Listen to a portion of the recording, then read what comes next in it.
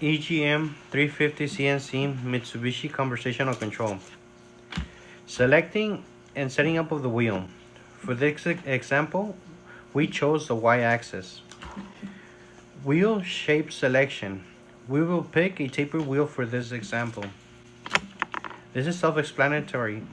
Input the wheel width,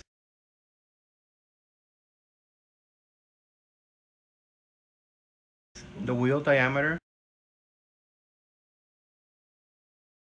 wall thickness, and wheel angle.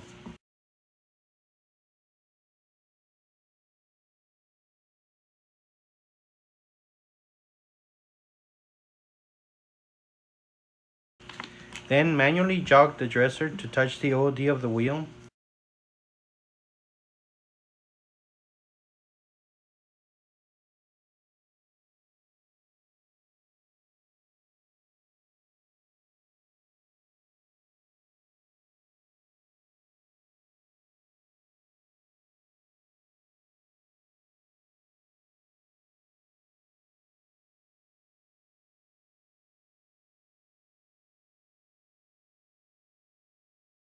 Press the OD teach button to set your serial position and then press confirm.